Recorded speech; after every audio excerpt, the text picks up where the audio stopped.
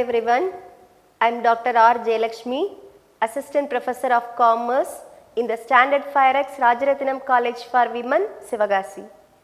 Today we are going to discuss about Bill of Supply, Delivery Challan and Debit Note, Credit Notes.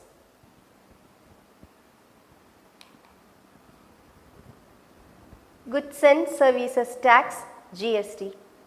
Let us see the introduction. Goods and Services Tax means a tax on supply of goods and services or both.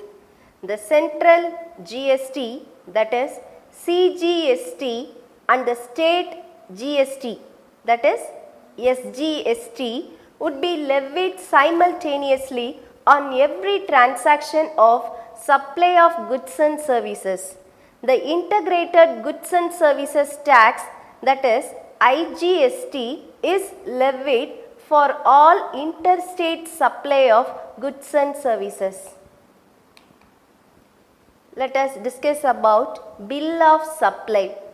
A bill of supply is usually issued when a business sells goods and services that are classified as exempt from GST. Say for example, a fruit vendor would not be issuing a regular tax invoice on sale but raise a bill of supply for his customers. Bill of supply is used in cases where GST is not applicable. A bill of supply shall be issued in the following cases.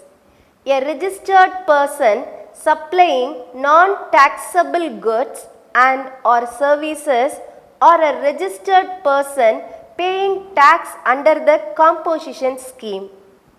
A bill of supply is not required to be issued if the value of the goods and or services supplied is less than rupees 200, except when requested by the recipient. A bill of supply containing the following particulars.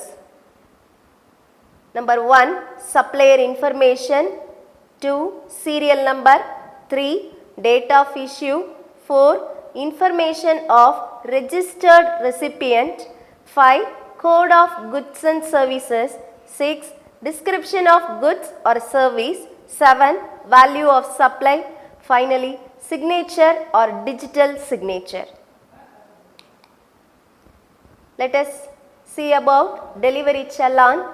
A delivery challan is a formal document that is created in situations where goods are being transported from one place to another, which may or may not result in sales.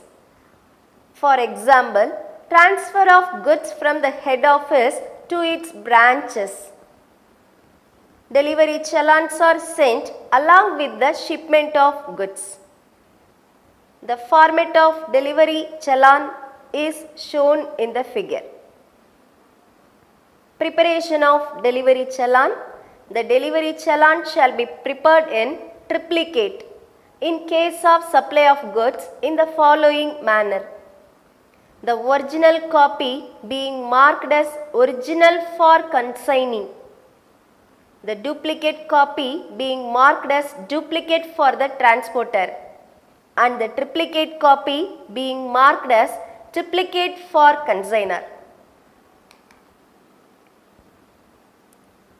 Let us discuss about debit note. Debit note is a voucher given by a party to another party, stating that such other party's account is debited in the books of sender. Say for example, ABC purchases goods from XYZ company.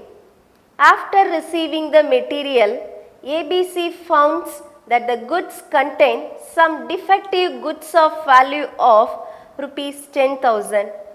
Therefore, ABC sends a debit note amounting to rupees 10,000 to XYZ company, stating that he has debited his account in his books. It is clearly shown in the diagram, and the debit note is also shown in the PowerPoint. Credit note. Credit note is a voucher given by a party to another party stating that such other party's account is credited in the books of sender. In the above example, the XY company finds out that the material dispatched is defective. Therefore, XYZ company issues credit note to ABC company, thereby reducing the amount of debtors. It is represented in the image. Declaration of credit debit note in the written. Debit note.